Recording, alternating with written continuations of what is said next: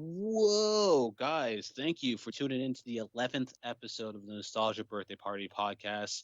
My name is legally Mickey on VHS. I'm here with I can't think of I couldn't think of anything. I'm here with the infallible Leah. Leah, please say hello to the ladies and gentlemen that's come to this podcast specifically for you. Hi, guys. It's good to see you guys again. And today we have a special episode for you. As you may know, The Last of Us 2, Part 2, was released recently. A big follow up to the one of the considered greatest games of all time, The Last of Us. And Mickey has to get a lot off his chest today. So we're going to jump right into that. What do you say, Mickey? Yes, I finished the game and then I was just kind of like, hey, I have no healthy avenues to talk about this video game. I can't go on any message boards. I can't go on Reddit. I can't go anywhere else to talk about it. I forced Leah to watch it. So therapeutically speaking, I need this podcast just to talk about The Last of Us Part 2. One of a mutual friend of ours, when we lived together, I told him like, hey, I heard about this game, The Last of Us. I heard it's like really good, and he's like, hey, I own the game. Do you want to like play it? So I remember playing the game in his room, and basically he was like the oracle to like my Neo or whatever. He's like, hey, go in that room, open that drawer, shoot that guy. Hey, what's that over there? Who's that? Shoot that guy. Don't do that. Go over there. So recently, well, not recently. It's been like years of them being like, hey, part two's coming out now. It's coming out now. It's coming out now. So I re-watched a playthrough of the game on YouTube because that's what I've been doing for most of my quarantine. And I really enjoyed the first one. I really liked it. I liked the ending of it and everything. And then the second one came out, and I immediately, once I finished the second one, I'm like, hey, Leah, I need you to watch whatever playthrough you need to watch because I need to talk to someone about this game. Just for the record, guys, we will be talking full spoilers on The Last of Us and The Last of Us 2. So if you don't want to hear spoilers yet, um, thanks for tuning in, but you probably should tune out right now. So, if you don't want to have the game spoiled for you right now, let me just thank you for listening to the podcast so far. We covered two whole topics for you, which I think should satisfy you for another month before our next podcast. So, I just want to thank you guys for sticking with us. For the rest of you degenerates that's sticking through the spoilers and everything, welcome to the dark side. Okay, so The Last of Us, the first one, ends with Joel basically massacring the Fireflies to save Ellie from being killed to be used as a vaccine to stop the infection. Correct. As I watch the game, there's a part of me, and that should be for most viewers, um, that has to suspend disbelief that a vaccine could be made to cure a spore infection. So you're supposed to think that in the world of this video game, science can be used this way to help people. What the trade off is Joel killing everybody to save one person that in turn could have saved millions. Do I think he made the right choice? I don't know about that. And I think that was the point, the gray area of all these moral dilemmas. And so, fast forward to the second game, you've got. Well, before we get into the second one, I'll just kind of give my opinion on the ending too. I feel like we're both in a gray area with it. I think you're a little bit more on the side that Joel made kind of the wrong decision, and I'm a little bit more on the side of he did make the right decision. And I think that's the beauty of the ending of the first game. It's supposed to be kind of an ambiguous for you to, well, I don't know if ambiguous is the right word. It's supposed to be kind of left up to you to be like, did he make the right decision? Is saving one life worth saving millions and everything? And just with me and having years to think about the ending, it's just from a scientific point of view, the ending with the Fireflies just didn't really make any sense. Like you can make vaccines for viruses, but Well, that's the why I whole said you have to suspend your disbelief. I'm not suspending anything. Okay. I'm taking their word as straight as they've given it to me. Scientists, as of 2020, haven't been able to come up with vaccines for fungal infections. So, if scientists working with the technology that they have today haven't been able to come up with something for fungus infections like the ones that are in the game, I don't believe that the Fireflies in some shitty like laboratory somewhere in Colorado are going to be able to come up with a vaccine. And either way, I think killing her was the worst thing you would want to do. It's kind of like with this kind of pandemic that we're dealing with now. You will want to collect her blood. You will want to collect that information to see how her body is fighting it and use that kind of point you in the right direction to find something to combat this infection. The last thing you will want to do is just kill her, cut her open, and be like, her brain looks like this.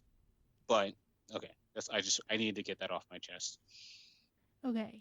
So, what you talked to me about the second one, then, the storytelling was a bit messy, especially at the end. You came up with a way to maybe fix that. Yes. So my thing with The Last of Us Part 2 is that I don't think it's as bad as everyone says it is. I also don't think it's as good as everyone says it is. And the reason why I don't think it's as good as everyone says is because the way they tell the story. When I was playing the game, once you get to one through the first half of the game, I think the first half of the game is flawless. Everything works right.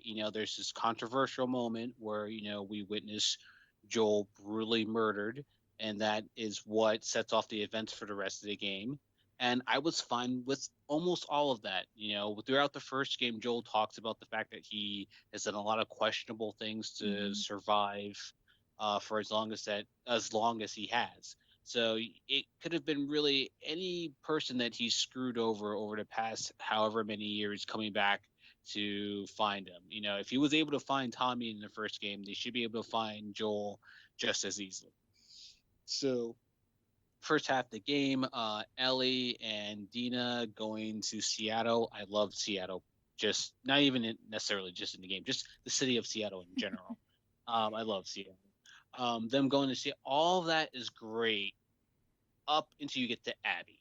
So my problem with the game is that you play the game as Ellie, you empathize with Ellie watching Joel die, and you just feel that you're right there with her with this quest of revenge. Like we have to right this wrong in this kind of world, and you do a whole bunch of really cool stuff. Well, not cool, but you do a whole bunch of interesting gameplay to get to a certain point. And a Mm-hmm. lot of the questionable things that Ellie does during this game, she immediately shows remorse for. This is not the kind of person she is. She's not happy that she's doing these kinds of things, but she's doing it to get to one goal. That's Abby. So she gets to the part where she takes out Owen and accidentally kills his pregnant kind of girlfriend in self-defense, and she's so disgusted by it she's like, okay, I'm done with this whole revenge thing. It's only turned me into a monster. She was ready to be done with it. Then we get Abby, who comes to her, and it's just like, this great confrontation and everything. It's like, okay, it had to end in Seattle anyway. I wouldn't have enjoyed the game if it's like, oh, she's no longer in Seattle. Now we got to go here. Like it was always going to end in Seattle. It's very Mm-hmm. point A, point B. So right there, this is where the game kind of messes up because from then on, from that, once we've gotten to the natural climax of the story, they now take you back to the beginning and they want to tell you the story from Abby's point of view and what led her to brutally murdering Joel. And I understand them wanting to put you in her shoes and show you that she's the protagonist in her story. I think that's fine, but there's no way that you're going to make the player sympathize for a character that we just witnessed brutally murder a character that we just played through a whole game with, that we've grown close to, that we actually care about. It wasn't going to convert anyone from Team Ellie to Team Abby. Like I've seen plenty of people talk about how like every time they played Abby, they just had her die a bunch of times, and like the only reason why the only reason why they stopped having her die in all these different ways is because they just wanted to finish the game. And if you're, it's the same problem I have with movies when filmmakers want to make movies that make fun of the audiences watching it. Like you're making a video game that people should want to play your video game because it's a video game. You shouldn't be making fun of the audience that's playing your video game. You shouldn't be making the people that are playing your video game not want to play it, but only finish the game out of obligation. So that's why I felt the whole Abby storyline was. I thought it was a great story. Hmm. So what my idea was took the long way to get there, but I just had to get that off my chest because I haven't been able to talk to anyone about this. My thing is that they should have told Abby and Ellie's story together, like back and forth. It should have been a chapter with Ellie, a chapter with Abby, and it should have looked like they're both working towards the same goal. The person Ellie is looking for that killed um, Joel is this mysterious person that's also, killed someone that Abby, her father, who was, this retconned uh, doctor from the first game who Joel killed kind of in self defense when he was saving Ellie. So it's like, oh, the whole game you could have been playing back and forth between these two characters. Like, oh man, I can't wait for the two of them to get together and just freaking beat up whoever this mysterious person is that killed Joel or whatever. And then as you're playing through these characters, once you've had time to actually invest in the character of Abby, her story, without any knowledge of her and what she's done to Joel, once you've organically felt for her character, then you could have been like, oh, wait a minute. Abby is jacked. She was the one that killed Joel. Oh, he was the guy that did this, so that's why she did that. It could have been a huge reveal in the video game, a massive reveal. And if they structured it that way, then you could rework some of the dialogue from Ellie's point of view, Ellie's story. Like when she kills Nora, she's asking, or any of the other of Abby's friends, she's like, "Where's Abby? Where's Abby?" Since she doesn't, in your version, know it's Abby, you can rework the dialogue to say, "Who did this? Who did this?" Because she knew some of these people. She remembered before passing out and seeing Joel's horrific murder, and it would have made the game that much stronger in terms of writing because you have this mystery building if they had pulled it off correctly in your way of the vision of how it should have gone. Yeah, I mean, granted, I'm looking at it from a movie standpoint. I'm not really looking at it from a video game standpoint, but I felt like in the beginning of the game, it's everything is really handed to you. Ellie's going for vengeance because this person did this to her, and this is what her goal is. It's all fleshed out for you. The mystery is really the only mystery that is really there is like why did Abby kill Joel, which is kind of answered, but not really in the game.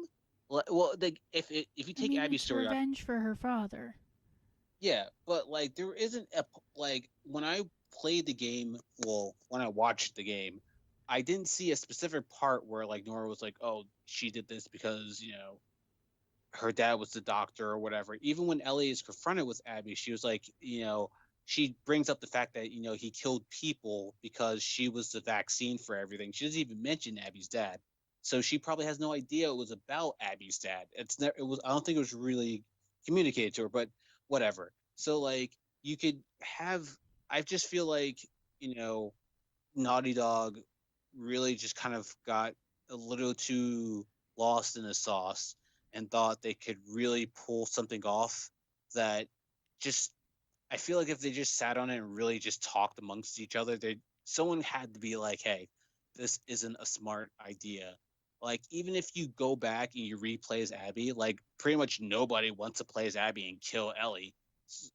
Yeah, That's the version I saw, the playthrough, the guy went into the Seattle theater, and you're controlling Abby, and he fired off all the rounds of his gun that he had because he probably figured if it had to be used against Ellie, he didn't want to do it.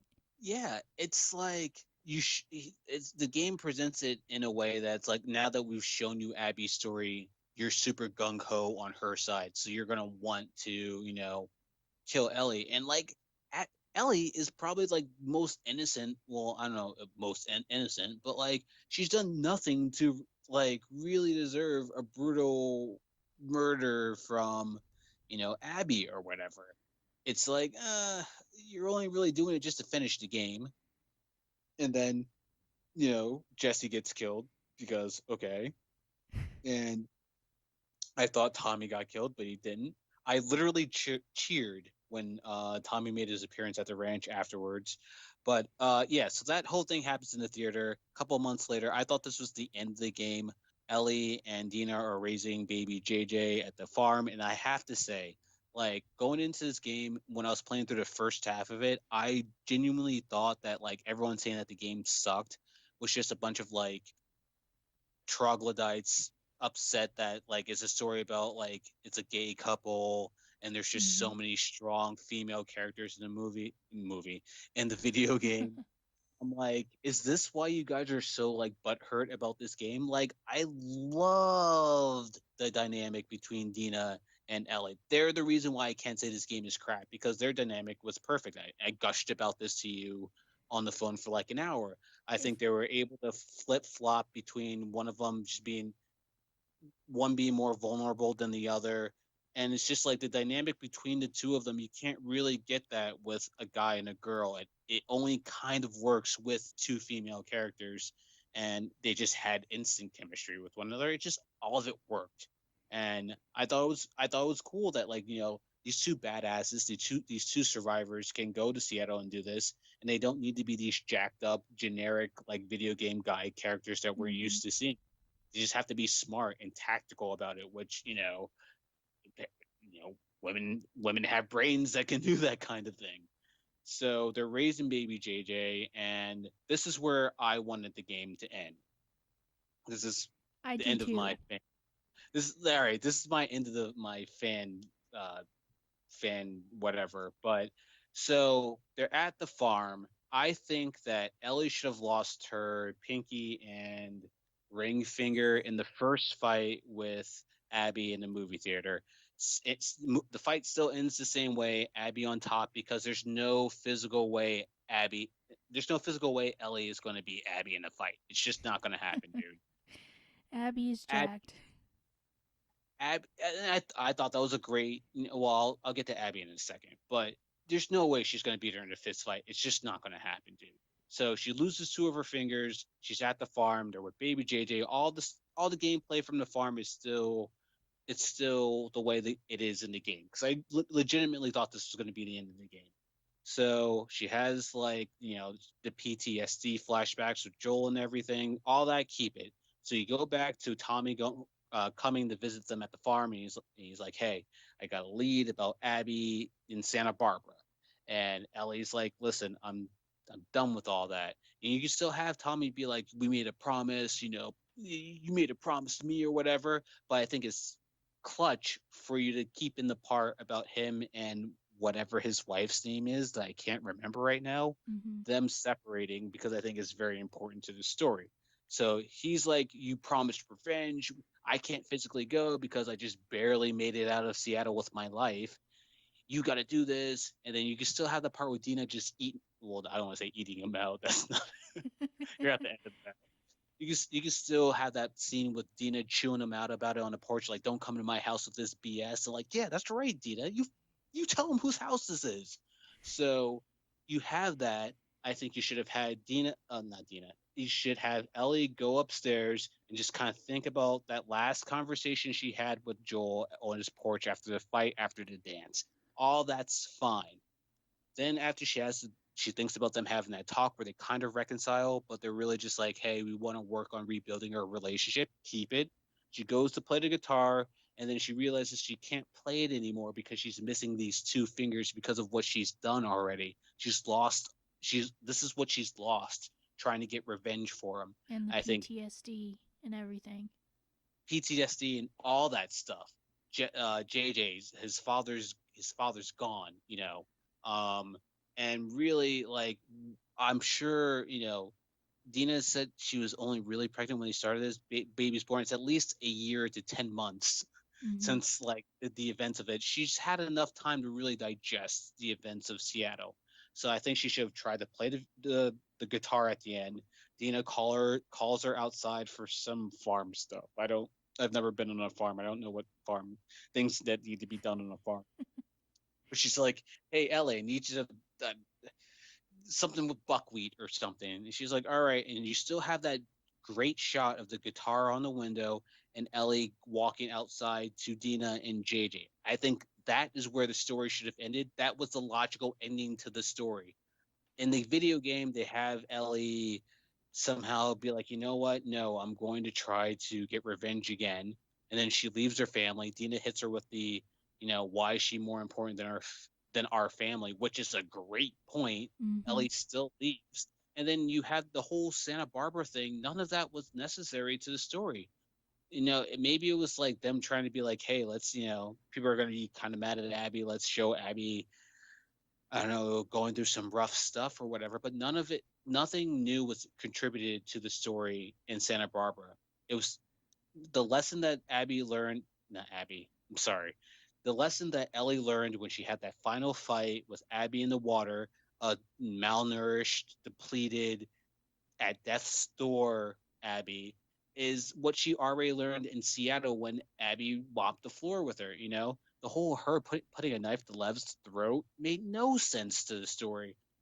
Lev has nothing to do with this. It's her and Abby. Abby's the reason she went to Santa Barbara and sniped a bunch of people with a silenced machine gun, which is cool to play with. I won't lie, but nothing was gained from the whole part, anything having to do with Santa Barbara, except you have a few more lines with Ellie being a badass, some more infected or whatever. But that nothing else really happened. And then she comes back home, and then it's like, oh, Dina and JJ left because they're duh. And now she's like alone, and I guess she's going to try to find them or whatever. But that whole second part of the game just felt so like useless. And then when she gets to Abby and she doesn't kill her again, I'm like, what was the point of all this? So I mean, the Abby character, I really think Abby is a great character, and if they pulled the story off the way I pitched it, hey, I think that them trying to make her and Lev the new Joel and Ellie would have worked a little bit better. It would have been a little bit easier for people to um, digest the idea of that. I'm just going to touch on this subject very briefly because I know we're probably running out of time. We've talked about The Last of Us Part 2 way too long, but I did see that there was some controversy in the LGBTQ plus community as far as the way that Lev's character was treated in the video game. And this is coming from a person that's only an ally. So like I can't say that, you know, this is just my opinion outside looking in on it. Like this video game wasn't really Lev's story, so there's only so much time they could really have spent telling the story of Lev and his sister's story within the scars in Seattle. There's a lot happening in that game. It almost got to the point where it was like too much stuff's happening. Like I only care about this one part of it. I know specifically there's a lot of people upset that Lev is referred to by his dead name Lily by the scars that are trying to kill him, and that makes no sense to me why anyone would be pissed off about that. Like the whole point of the sister and him leaving the scars is because they're not accepting the fact that Lev is transgendered. Why would the scars that want to kill him and his sister refer to him by the name that he prefers if they don't respect it in the first place? Right. I think I think it's just like a matter of like people kind of not wanting media to reflect the views of nasty parts of real life, and I can understand that, but it is a reflection of real life. We kind of wish movies and video games were better than things are in real life, but it'd be unrealistic for them to respect that part of Lev's story, but still not respect Lev's entire story. So I just thought that was a weird nitpick with the story. I thought Lev's story was rated and it was just enough that you cared about the character, but it wasn't the Lev show. There's some early spoilers and rumors that apparently the Abby character was originally supposed to be trans, but they changed their mind at the last second. I don't think that's true. And if it was true, I think it was better that they just stick with Abby being a cisgendered female character, because the the face model for Abby has had to like scrub her Twitter account because she keeps getting death threats from fans. The voice actors for Abby has had to like deal with getting death threats from troglodyte Yeah, video it's game not good. fans. Yeah, I would not want to put that kind of burden on a trans character. That is not good at all. And I also don't like the idea that like female characters aren't shouldn't be buff and jacked and like athletes in video games. Like what, what you have Joel running around doing this stuff at 40 or whatever. Like, it's in her story why she will want to train and be such an elite combat athlete from everything that she's dealing with. Like, I thought, Abby being jacked or whatever, that made sense to her character. Everything was fine. Like, I don't know. I don't think that was, I think there was a lot of visibility. I think there was a lot of LGBTQ plus visibility in The Last of Us Part 2, more so than I say in a lot of video games. I think they've handled most of it really well. The cast and everything's diverse. It's not like The Walking Dead where there's mostly white characters and then they'll have a Negro pop up once or twice every other season once one of them dies or something. Mm. It's Jewish. I thought Dina was Indian for like most of the game, and it was like, oh, she's Jewish. I'm like, oh, I okay, I didn't know that. Okay, so you have Dina, you have just Jewish representation. There's several Asian characters in the game. There's black characters. It's very multicultural, and it makes sense that like, oh, these are people that survived this. It wasn't just like white people surviving it. The only thing I thought was kind of weird is that like, what's his name? Isaac, the leader of the Washington team or whatever. I'm sorry, but that character was super white. When I heard everything about him, I'm like, this is totally a white dude that rose to the ranks and created this whole thing. It's like, oh no, he's a black guy. I'm like, what? Fine, whatever. Not getting on a soapbox about it. I just like, oh, I think it's kind of interesting that they decided that he's gonna be a black guy. Whatever. I don't know. I think the game was very diverse. I think people are giving it like, you know, you can overstep. I think as being an ally, it's very easy for people to overstep their lane and be a little too like about the cause and just kind of speak over people that are actually dealing with this kind of thing. And I think Naughty Dog did a really good job of just putting people of color, LGBTQ plus people, cisgender people, pretty much everybody in a everyone's on this stage. Everyone's represented in this movie. Video game. Sorry, but yeah, I think the story was good. I think there's a lot of fat that should have been chopped off in the 7 years that it took to develop this game. I think a lot of it just doesn't make sense. It took them this long to make this game, and you know, at no point did they think that maybe this wasn't the way they should have gone about it. But I thought it was great. Long way about it, but that is undeniably how I feel about The Last of Us Part 2. If you guys have the time to check it out, if you can play it, or what I did, check out Chris Smooth's playthrough of it. That was pretty entertaining. Check it out. I definitely say check it out and see how you guys feel about it. I mean, you might feel differently about the story, the way the story's told to you. If you haven't played the first one, you're only playing the second one, it might not be as hard of a narrative switch when it happens for you. I'm open to talking about this game with anyone. I'm not super set in my ways. I felt I was wronged in a way and I wanted to talk about it. But thank you guys very much for tuning into our 11th episode of the Nostalgia Birthday Party podcast. Wouldn't have been able to do it without Leah. So, Leah, let's give these people some nice few words before we get out of here. The game was, not as poor as people, vocal minority, or somewhat very vocal on the internet about. It wasn't great. It could have been better. I think Mickey had the right idea for the way it should have been structured narratively, but we got what we got. And it was a good look at how to view the sense of the others. So I don't know what else to say about this game that Mickey hasn't already said. Yeah, it's I think it was a great portrayal of both sides of what revenge and vengeance can really do to a person and how it can affect people's lives, especially in a post-apocalyptic world. And I don't know if we could consider what we're living in right now a post-apocalyptic world, but if you have any blood grudges against anyone, maybe after you played The Last of Us 2, maybe you should just let it go. It'll be better for your health and your fingers if you do. But of course, it's been really nice doing this podcast for you guys. If there's anything you guys want us to talk about in our next one, feel free to spam either one of our social media accounts about. Mickey, I wanted to hear you talk about Pogs for 45 minutes. Let's do it. I'm game. My social media is Mickey on VHS on pretty much everything except 4chan.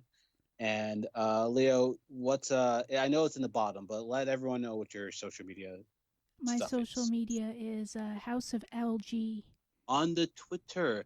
She's actually pretty big on Twitter. A couple of people from the CW have been liking her posts and everything. I'm very jealous. She's very casual about it. I'm trying very hard at Twitter. It's not working. I don't know what's happening. But we will see you guys probably episode 12 if we don't just skip it and go to 13.